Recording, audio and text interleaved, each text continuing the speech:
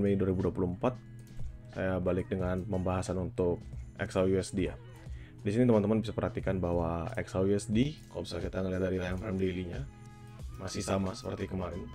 A good things. Dia sudah membentuk confirmation untuk higher low dan most probably dia akan beberapa kali nge-close untuk gap-gap yang terbentuk di sini.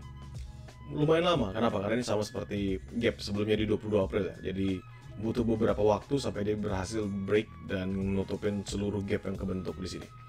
Di sini kita ngelihat dia nutup gap itu sampai di tanggal 10 Mei. Jadi dari 22 April sampai 10 Mei baru dia clear all the gap. Dan kondisi sekarang ini dia mau close gap pertama dan gap kedua nanti di atas. Untuk kita lihat dari daily, teman-teman bisa perhatikan bahwa it's still bearish ya, ini masih bearish, penurunan. Kalau dari MACD bearish. Daily secara jauhnya memang bullish, tapi untuk time frame minornya ini kalau kita ambil only basic dengan di sini aja ini bearish. Dan RSI-nya juga masih di atas dari 50 tapi belum begitu signifikan, masih di 51.52. Kita ambil di H4 ya, biar lebih mudah teman-teman bisa perhatikan ada beberapa zone yang signifikan ya. Yang satu adalah yang nggak berhasil di break ini. Ini usah kita tarik new one, di sini kita bisa ketemu. Saya hapus dulu untuk beberapa part yang nggak perlu kita fokuskan kembali. Ya, ini termasuk di area ini nggak perlu juga. Kita sudah marking 2340-nya udah cukup. This one, kalau misalnya kita lihat ini adalah lowest-nya. Ya, ini adalah lowest-nya. Ini kan kalau misalnya kita ambil previous lows-nya, ini adalah highest-nya di atas ini. Ya, dan ini masih dalam inner-nya ya, masih di dalam dari pergerakan candlestick pukul 8 malam tadi. 8 sampai dia penutupan ya. Ini adalah candlestick 8 sampai dia penutupan di jam 12. Still within the zone, masih dalam zona yang ada ini. Artinya apa? Artinya teman-teman bisa perhatikan the highest one itu adalah di 2358 ya, di sini. 2358, 2359, saya tulis 2359 highest-nya. Dan lowest-nya itu ada di 2345 ya. Ini adalah highest dan lowest yang terbentuk dalam candlestick semalam, dan saat ini kita lihat pergerakan dari H4 lanjutannya masih dalam zone tersebut. So it will be the same sama H1-nya, teman-teman bisa perhatikan. Sehingga ini kita jadikan patokan ya, 2345 ya sebagai base baru. So 2340 saya bisa hapus. 2359 ini sebagai resistance-nya. Jadi it's support and resistance basically dalam pergerakan minor seperti ini. Kita ngomongin dari MACD. Di MACD teman-teman bisa perhatikan bahwa ada penurunan ya.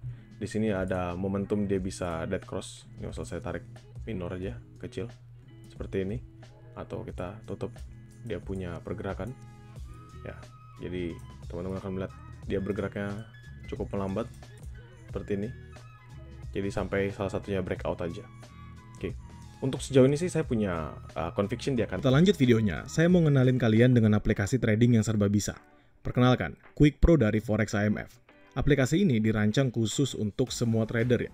Jadi dari pemula sampai dengan profesional yang ingin banget memahami market dengan mudah dan cepat. Dengan Quick Pro, kalian bisa memulai trade kalian hanya membutuhkan waktu kurang dari 5 menit aja dalam tahap registrasinya. Kalian bisa mulai trading dengan minimal deposit Rp100.000 dan melakukan withdraw mulai dari Rp10.000 saja. Transaksi menjadi lebih mudah dengan berbagai macam fitur, semisal fitur Smart Pending Order, di mana kalian cukup menggeser layar Anda saja. Kalian juga bisa pantau peluang market secara otomatis dengan Market Detector dan tutup beberapa posisi dalam sekali klik menggunakan Group Action. Kalian pun juga bisa mendapat alert dan juga notifikasi real time agar Anda tidak ketinggalan peluang. Nah, tidak sebatas aplikasi saja ya, jadi kalau dari saya sendiri, Quick Pro ini nggak sebatas sebagai aplikasi untuk trade, melainkan dia juga bisa banget menjadi salah satu sumber informasi utama saya dalam trade. Saya bisa melakukan pengecekan terhadap kondisi market dalam sekali lihat melalui watchlist. Saya bisa gunakan fitur price alert untuk bisa mendapatkan pengingat saat harga mencapai level yang saya inginkan. Selain itu, kalian juga bisa menggunakan fitur lain seperti economic calendar yang bisa membantu teman-teman untuk mengecek berita-berita terbaru atau berita yang akan rilis, menggunakan market insight untuk mendapatkan informasi terkini mengenai currency dan pasar, serta beberapa fitur lain seperti news update, trading ideas, technical rating, dan lainnya. Quick Pro sendiri membuat proses trading kita akan jauh lebih mudah, cepat, dan juga instan ya. Kalian bisa unduh aplikasi ini melalui link yang sudah saya sematkan di deskripsi ya. Saat ini aplikasi baru tersedia di Google Play Store. dan sedang dalam tahap peluncuran di iOS juga. So, teman-teman nggak perlu berlama-lama lagi, kalian boleh banget langsung gunakan aplikasi Quick Pro by Forex IMF. Mari kita lanjutkan pembahasan kita hari ini. Drop dulu ya, dia akan break 2350, jadi kita bisa fokus untuk mencari sell. Dari pandangan saya, at least dia bisa mengalami penurunan cukup signifikan ke 2340-an kembali, 2347, 2345, seperti itu. Kalau misalnya kita only taking the granted untuk dari zone ini aja, dari H1-nya, maka kita bisa ngeliat di 2349 dan paling tinggi ada di sini 2356. Jadi karena jaraknya nggak gitu jauh, 2359 sampai ini saya hapus saja, kita ambil yang paling dekat di sini, dan paling bawah adalah si 2349 ini. Sejauh ini teman-teman saya bisa ngeliat bahwa ini masih strong untuk sell, jadi teman-teman bisa manfaatkan sell dulu. At least kalau misalnya dia balik lagi ke area 2355, 2356 itu bisa continuation sell. Jadi at least masuk sell-nya. Kenapa? Karena ini kan pembentukan base ya. Jadi di sini base, lalu dia membentuk rally, lalu dia base kembali, dan menurut saya dia akan drop dulu untuk membentuk base lebih bawah.